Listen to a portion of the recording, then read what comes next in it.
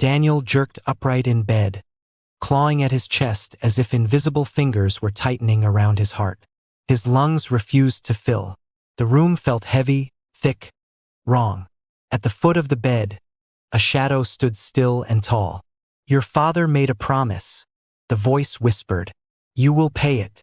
Daniel tried to shout for his wife, but his throat locked. His body would not move. Panic flooded his veins. The air grew colder. "You belong to us." He forced his lips to move. Nothing came out. Then suddenly he could breathe again. The shadow dissolved into the darkness. The room returned to normal. Beside him, Miriam stirred. "Daniel? Why are you sitting up like that?" He wiped sweat from his face. "It's nothing. Just a bad dream." But it wasn't just a dream. 3 weeks earlier, Daniel's life had been simple. He worked as a project supervisor in Lagos, newly married, hopeful about the future. He and Miriam had started saving for their first house. They talked about children. They prayed together every night. His father had died suddenly years ago. A heart attack, they said. It happened right after his business exploded with unexpected wealth. Daniel had been 16 then, too young to question the whispers that followed the funeral. "Your father wasn't ordinary," an aunt had once muttered. Daniel had ignored it. He believed in hard work, not superstition. Until the dreams began. In the dream, he stood before a wide dark river. The water did not move. On the other side stood figures without faces. "The debt must be paid," one of them said. Daniel woke up sweating. He brushed it off. Then the first accident happened. He was driving to work when his brakes failed at a busy junction. The car sped forward uncontrollably. Horns blared. People screamed. He swerved hard, narrowly missing a bus. His hands trembled on the steering wheel. The mechanic later frowned. "There's no reason for this failure. Everything was fine." Daniel laughed nervously. "Just bad luck." A week later, Miriam shouted from the kitchen, "Daniel, come quickly." The entire house smelled of gas. The stove knob had been turned fully open. "I didn't cook this morning," she said, her voice shaking. Daniel stared at the stove. He clearly remembered checking it before leaving. That night, he dreamed again. He stood before the river. "This is your final warning," the shadow said. "Your father owed us. A life was promised." Daniel woke up screaming. Miriam grabbed his arm. "Tell me what is happening." He hesitated. "I keep seeing something. It says my father made a promise." Miriam's face went pale. "Daniel, this is not normal."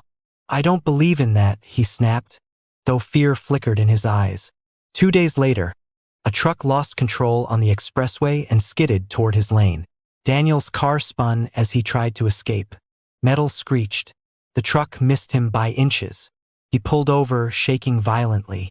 That night, Miriam did not argue. "We are going to see Pastor Bamidele," she said firmly. Daniel sighed. "You think this is spiritual?" "I think death is following my husband," she replied, tears in her eyes. "And I will not sit down and watch." They sat across from Pastor Bamidele the next afternoon. The older man listened quietly as Daniel explained everything. When Daniel finished, the pastor closed his eyes and began to pray softly. Minutes passed. Suddenly his expression changed. "Daniel," he said slowly, "did your father suddenly become wealthy at some point?" Daniel swallowed. "Yes." "Was there ever talk of a shrine? A secret place?" Daniel's heart skipped. "After his burial, some relatives found something behind our old house." Pastor Bamidele nodded gravely. "Your father entered a covenant. A blood covenant." Miriam gasped. "A life was pledged in exchange for wealth," the pastor continued. "He died before fulfilling it. Now the covenant is demanding payment." Daniel stood abruptly. "That's impossible. I never agreed to anything." "In the spirit realm," the pastor replied calmly, "blood agreements can follow generations." Silence swallowed the room. "But listen to me carefully," Pastor Bamidele leaned forward. "No covenant is greater than the blood of Jesus." Daniel's breathing grew heavy. "So what do I do?"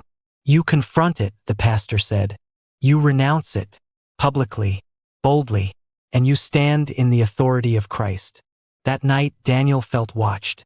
He lay in bed staring at the ceiling. "Do you believe this?" Miriam whispered. He hesitated. "I don't know what I believe anymore." At exactly 2:17 a.m., he woke again. The room was darker than before. The shadow stood closer this time. "It is time." Something pressed down on his chest. Daniel's heartbeat thundered in his ears. He tried to move. He couldn't. And this time, the presence did not fade. If this story moved you, don't keep it to yourself. Like this video so more people can hear it. Subscribe for more powerful faith stories like this. See you in the next part. The weight